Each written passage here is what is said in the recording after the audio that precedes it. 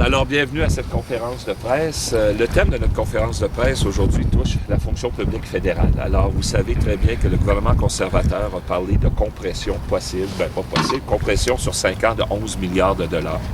Souvenons-nous que dans les années 1990, sous la férule de Marcel Massé, qui était le ministre responsable, président de la commission de la fonction publique, pas de la commission de la fonction publique, pardon, le Conseil du Trésor, avait coupé 45 000 emplois dans la région.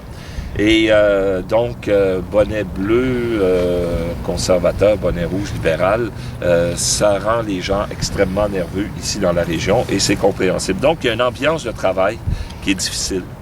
Nous savons déjà que les directeurs principaux des ministères, des agences, des sociétés fédérales ont reçu l'ordre de commencer à couper dans les opérations, à regarder. Bon, ils appellent ce qu'on atteint des reviews, là, donc des revues annuelles, mais ils ont reçu l'ordre de regarder sérieusement ces aspects-là. Et ça, c'est des choses que je reçois, moi, comme porte-parole du Bloc québécois au niveau du Conseil du Trésor. Donc, ça crée une ambiance, évidemment, stressante. Il y a du stress qui se développe. Il y a de l'épuisement professionnel qui est visible, qui est perceptible chez les gens. On dévalorise le travail des fonctionnaires à cet égard-là. Beaucoup plus de tâches aussi qui sont attribuées, étant donné qu'on est en mode de ne pas embaucher.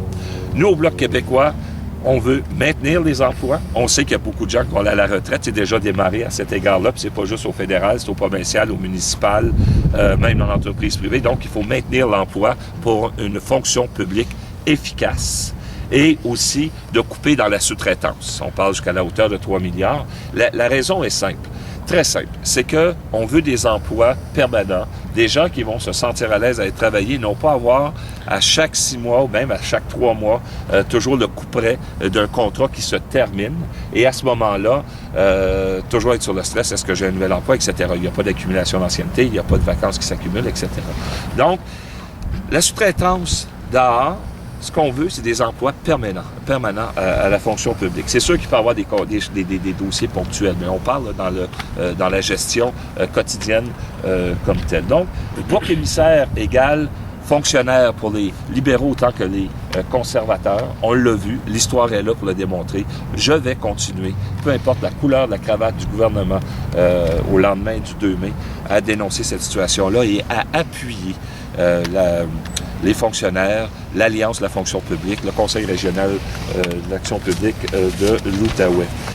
Ce qui est important aussi, c'est de comprendre un élément majeur, c'est l'article 5 de la loi sur les langues officielles, le droit aux fonctionnaires de travailler dans la langue officielle de leur choix.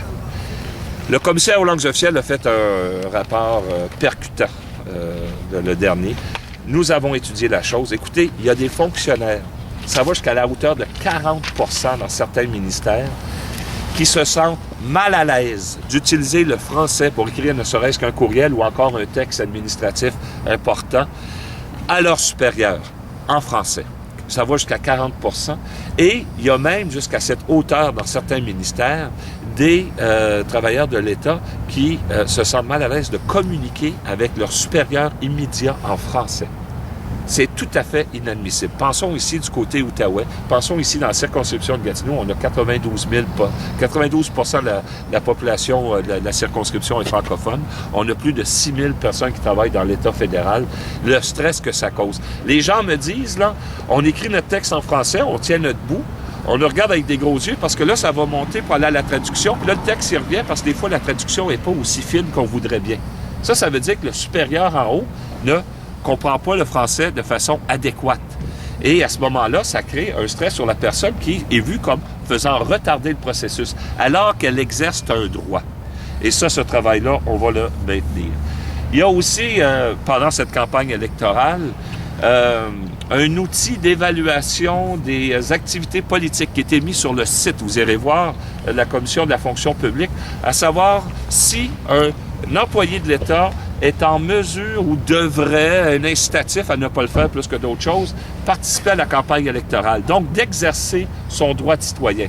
Effectivement, sur le lieu de travail, on fait du travail, on ne fait pas de cavale, on ne parle pas politique comme tel sur le lieu de travail, mais lorsqu'on rentre à la maison, lorsqu'on a des fins de semaine, lorsqu'on veut s'impliquer dans la vie démocratique, on s'attaque à la Charte des droits et libertés que ces gens-là ont le droit de participer de façon consciente et intelligente selon leur rapport à la décision qu'ils veulent prendre au niveau politique. Ne serait-ce que de mettre une affichette sur leur gazon ou encore de participer à une réunion publique pour s'informer de ce qui se passe, on les décourage de le faire. Alors sur ce, je vais laisser la parole à M. Ouellet qui est avec moi aussi, Jean-Pierre Ouellet, qui est le président du Conseil régional d'action politique de l'Outaouais, de l'Alliance de la fonction publique. M. Ouellet. Ben, bonjour. Alors moi, je suis ici pour confirmer une bonne nouvelle, une nouvelle qui a été communiquée le 14 avril dernier par notre vice-présidente exécutive régionale pour la région de Capitale-Nationale, c'est-à-dire Maria Fitzpatrick. Et puis, elle nous rappelait que depuis l'élection de M. Nadeau en 2006, la FPC travaille étroitement avec lui. Et puis, elle nous rappelait également dans son communiqué du 14 avril que M. Nadeau a toujours défendu avec vigueur la pertinence d'une fonction publique forte assurant des services de qualité à toute la population. À toute la population, ça veut dire ça, à toute la population qui peuvent se le permettre ou non. Donc, en 2008, alors que l'Alliance l'avait choisi pour présenter un projet de loi privé, il a accepté de déposer un projet de loi anti-briseur de grève qui est venu à un cheveu d'être adopté. Et nous lui en sommes reconnaissants. Maria Fitzpatrick poursuivait en affirmant qu'on lui doit beaucoup, on le doit beaucoup à M. Nadeau, pour les nouveaux édifices fédéraux qui sont en train de modifier la silhouette urbaine de l'Outaouais, car il a toujours milité en faveur d'une répartition plus équitable des emplois fédéraux de part et d'autre de la rivière. Et ça, il pourra vous en parler amplement, c'est un spécialiste du sujet. Elle concluait en soulignant que c'est ce type d'engagement, de soutien indéfectible qui nous a convaincus d'appuyer à nouveau sa candidature. Et puis, à titre de président du Crapaud et de travailleurs, comme vous, comme ceux qui nous écoutent à la maison, je me permets de souligner que M. Nadeau a été aux côtés des grévistes tout au long du conflit qui a marqué la triste histoire du musée de la guerre et des civilisations l'automne dernier, et que ses nombreuses interventions en chambre et ses déclarations dans les médias ont permis que ce conflit-là ait enfin un dénouement heureux. Alors, pour ces raisons-là, on appuie M. Nadeau dans sa course dans Gatineau. Merci bien. Un conflit qui avait duré d'ailleurs 86 jours, on s'en souvient.